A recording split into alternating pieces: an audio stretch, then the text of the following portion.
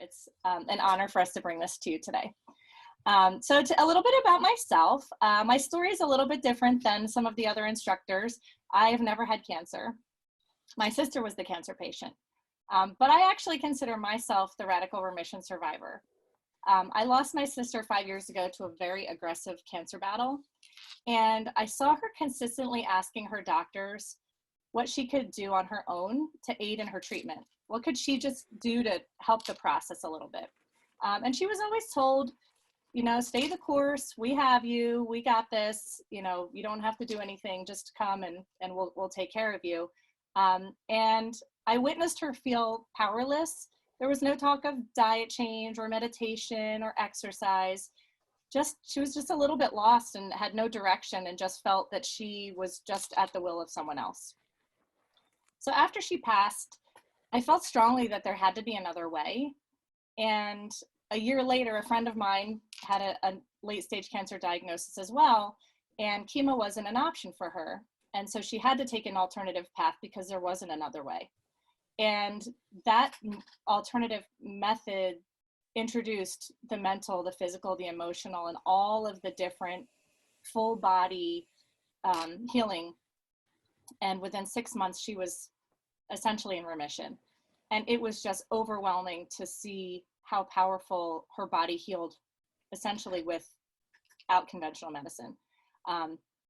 And so to compare the two, it was just fascinating. It was so obvious to me that cancer is not a one size fits all, and that no matter what path you choose, you just have to believe in it.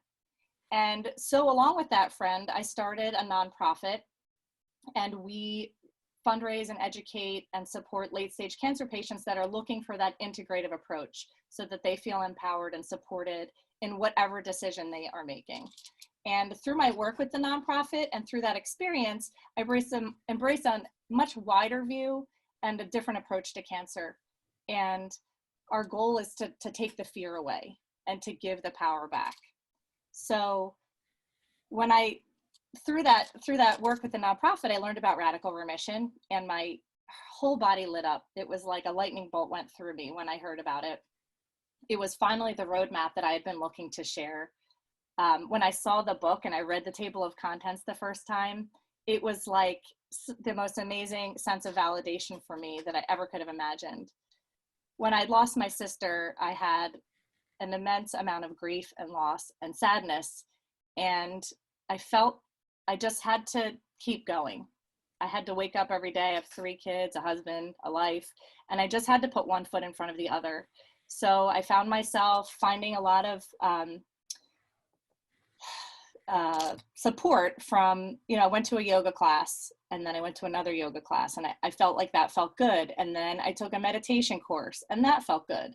And then I changed my diet, and that felt good. And then I went on to do some grief therapy. And every time I went a little further and accomplished one more thing, I was ready for the next. And it all just made me feel better.